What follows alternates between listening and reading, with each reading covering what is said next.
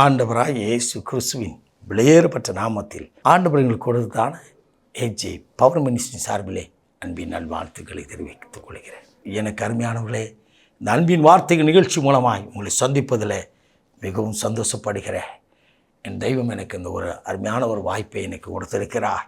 எனக்கு அருமையான இந்த நாட்களிலும் ஆண்டவர் கொடுத்த வார்த்தையை நாம் தியானிக்கப் போகிறோம். நீதிமொழியின் புத்தகம் 16ஆம் அதிகாரம் 7வது திருவசனம். உன் எதிரி இன்றைக்கு உனக்கு நண்பனாய் மாறுவான். ஆம், உன்னுடைய வழிகள் கர்த்தருக்கு பிரியமாயிருந்தால் அவன் சத்துருக்கள் அவனோடு கூட சமாதானம் செய்வார்கள்.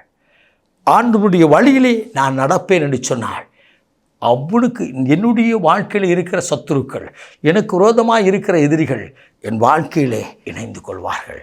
ஆம், உனக்கு விரோதமாய் எவர் எழும்பினாலும் சரி, உங்களுக்கு விரோதமாய் பாளையம் இறங்கினாலும் சரி, உங்களுக்கு விரோதமாய் எப்படிப்பட்ட காரியங்கள், செய்வனை கட்டுகள், ஏவல் கட்டுகள், பில்லிசுனி கட்டுகள், எப்படிப்பட்ட கட்டுகள் இருந்தாலும் அது உங்கள் மேல் வராது. அது வராது. இயேசு சிலுவையில் எல்லாவற்றையும் ஜெயித்து விட்டார். எல்லாவற்றையும் முடிந்தது என்று சொல்லி எல்லாவற்றையும் சுமந்து விட்டார். ஆனால் அவர் எனக்கும் உங்களுக்கும் கொடுத்திருக்க அந்த சிந்தப்பட்ட இரத்தத்தினாலே நம்ம ரட்சிப்புகளாய் மாற்றி நாம் எல்லார் மேலும் அன்பு செய்ய வைத்திருக்கிறார். அவர் சொன்னார், நான் உங்களுக்கு அன்பு செய்வது போல நீங்களும் அன்பு செய்யுங்கள். ஆம், நமக்கு விரோதமாக இருக்கிற ஜனங்கள் மீது நாம் அன்பாக இருக்க வேண்டும் என கருமையானவர்கள். அப்படின்னு சொன்னால் நாம் அப்படி இருப்போம் என்று சொன்னால் நம்முடைய வாழ்க்கையிலே ஆசீர்வாதம் உண்டாகிருக்கும். ஆம், எனக்கு அருமையான ஒரு ஊழியரை தெரியும். அருமையான தெய்வ மனிதனவ, தேவனுடைய வார்த்தையை சுமந்து செல்கிற, தேவனுடைய நாமத்தை சுமந்து செல்கிற அருமையான தெய்வ மனிதர். அவருக்கு ஊழியத்திலே மகா பெரிய பிரச்சனை வந்தது.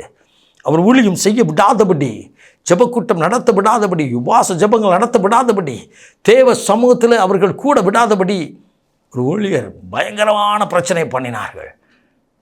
அடிக்கும்படியாக வந்தார்கள், சட்டையை பிடித்தார்கள். ஆம், எனக்கு அருமையானவளே, அவள் அமைதியாய் கடந்து போனார். ஒரு நாள் வந்தது எனக்கு அருமையான அவர்கள் சுகக்கேடோடு இருக்கிறதை கேள்விப்பட்டார். உடனே தன்னுடைய சகோதரர்களோடு கூட இணைந்து அவர்களுக்காக ஜெபிக்கும்படியாக கடந்து போனார். அவர் உள்ள முடைந்தது. அவர்களுக்காக கண்ணீர் பிடித்து ஜெபித்து வந்தார். ஆண்டவர் சுகத்தை கொடுத்தார். அவர்கள் தேடி வந்து விதமாய் சொன்னார்களாம் அவரிடத்தில், பிரதர், நான் உங்களுக்கு விரோதமாக எழும்பியிருந்தாலும், உங்களுக்கு விரோதமாக கூட்டம் நடத்தப்படாதபடி இருந்தாலும் ஆண்டவருடைய அன்பில் எனக்காக நீங்கள் ஜெபம் பண்ணீங்க, ரொம்ப நன்றி என்று சொன்னார்கள். எனக்கு அருமையானவள், அவள் சொல்லும் பொழுது அவள் கண்ணீர் வடிந்தது. எனக்கு அருமையானவள், யோசிப்பின் வாழ்க்கையிலே அதுதான் நடந்தது. தனக்கு விரோதமாக எழும்பின, அடிமையாக விற்று போட்ட தன் சகோதரரை பார்க்கும் பொழுது அவன் தனிமையாக நின்று அழுதான். ஆண்டவர் சமூகத்தில் நின்றான். நான் இப்படி உயர்ந்து இருக்கிறேன், இவளை என்ன செய்வேன் என்று சொல்லி இருக்கவில்லை. அதுதான் தேவனுடைய அன்பு, அதுதான் தேவனுடைய ரட்சிப்பு. தேவன் அந்த இல்லத்தில் தான், அந்த உள்ளத்துக்குள் தான் குடியிருக்கிறார். நான் என்ற சுயம் அழிந்து ஆண்டவருக்குள் வந்துவிட்டோம் என்று சொன்னால் நமக்கு விரோதமாக இருக்கிறவர்கள் நம் பட்சத்தில் வருவார்கள். நமக்கு விரோதமாக இருக்கிறவர்கள் உங்கள் இல்லத்திற்கு வருவார்கள். ஆம், அதே ஆண்டவர் உங்கள் வாழ்க்கையிலே அற்புதம் செய்ய விரும்புகிறார். இன்றைக்கு அர்ப்பணிங்கள். உம்முடைய வழியிலே நான் நடப்பேன் ஆண்டவரே. உன்னுடைய வழி கர்த்தருக்கு பிரியமாக இருந்தால் என்னுடைய வாழ்க்கையும் வழியும் சொல்லொன்றும் செயலொன்றும் அல்ல.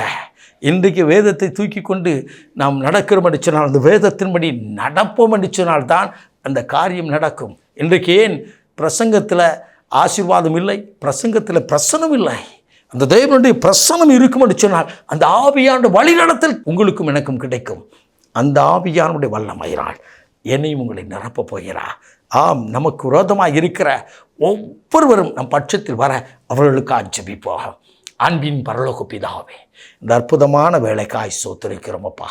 இந்த நாளிலும் தகப்பனே, இதை கேட்டுக்கொண்டிருக்க ஒவ்வொரு இருதயத்திலும் கர்த்தருடைய பரிசுத்த அன்பு வெளிப்படட்டும். எங்களுக்கு விரோதமாக இருக்கிறவர்களே இயேசு சுவாமி, என் பாவங்களை நீர் மன்னிப்பது போல அவர்கள் செய்த காரியங்களை நாங்கள் மன்னிக்கிறோம். ஆண்டவரே, இவர்களை ஆசீர்வாதமாய் மாற்றும் என்று சொல்லி செபிக்கிற ஒவ்வொரு உள்ளங்களிலும் ஆசீர்வாதம் பெருகட்டும். அவர் வேதனை மாறட்டும், கண்ணீர் மாறட்டும், கவலைகள் மாறட்டும்.